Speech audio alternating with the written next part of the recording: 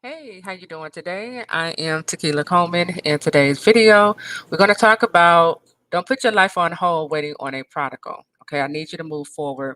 And so I'm going to read this comment that was left in the comment section up under one of my videos. Here's what it reads. It say, if I start my calling, isn't that enough? Do I have to put my life on hold for this person? It feels almost unhealthy to put myself on hold for someone that has free will. I'm 42 years old, and this started almost 3 years in December. I have never experienced God in this way. There is nothing about this that seems sensible right now. I'm honestly getting tired of fighting and being under attack, standing alone. So, thank you for your comment. Let me just encourage your spirit just by letting you know that you are not alone.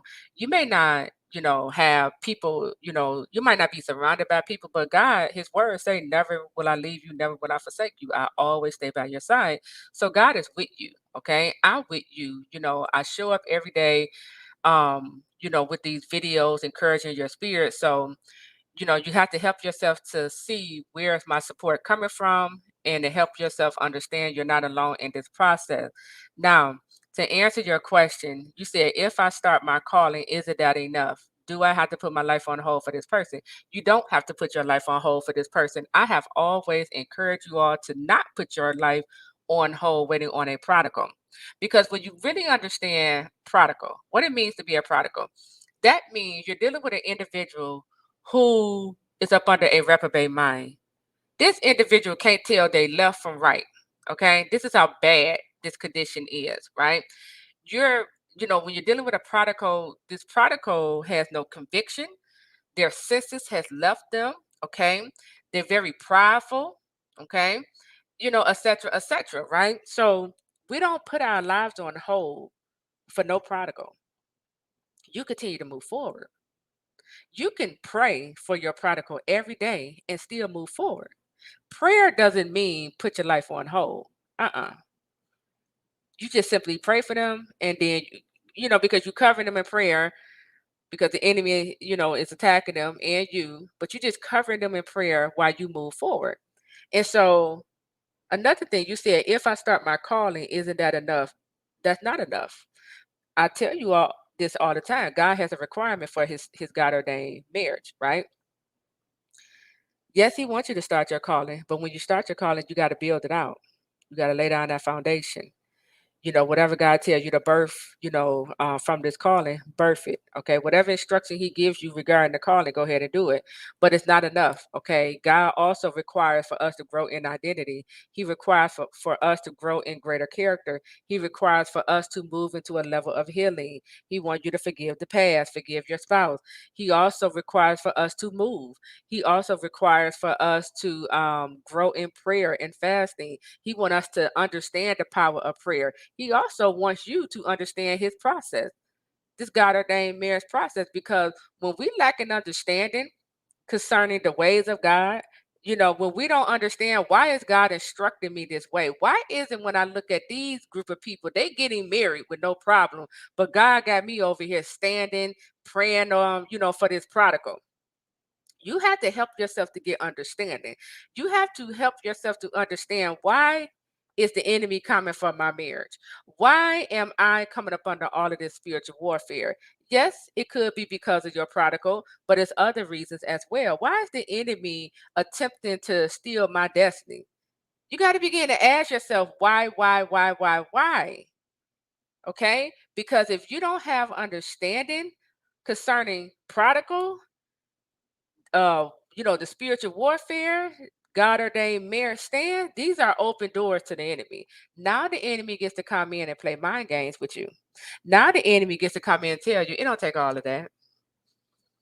Why you doing all of that? Why you praying for a prodigal? God got a better one. You see this one right here? Okay. So we have to get understanding. It's not enough for you to just listen to me and and hear me tell you all these steps, right? No. You have to help yourself to understand the very thing you don't understand. Okay. You got to open up that Bible and you got to say, God, okay, what I'm reading today, give me a word. Okay. Help me to understand what Tequila just said about this process. You gotta go there. You gotta help yourself to understand this, because if not, the devil is going to keep playing these mind games with you. Now, you said it feels almost unhealthy to put myself on hold for someone that has free will. It is unhealthy. God never put himself on hold for anyone, not even a prodigal. He would go for that one that's lost, but he doesn't stop. He doesn't, put his life on hold, and neither should you. Okay. But when we talk about free will, because a lot of people love to say prodigals got free will. Yeah, but when you have a calling on your life, when God has already, ordained you to be with this husband or wife, God, okay, in your free will, in the prodigal's free will, that's why they are prodigal, because in their free will, they chose to separate themselves from God. They chose the counterfeit. They chose to be disobedient. So in their free will, it has gotten them to this condition as a prodigal. It now they're reaping this poverty and shame coming back on their life, right?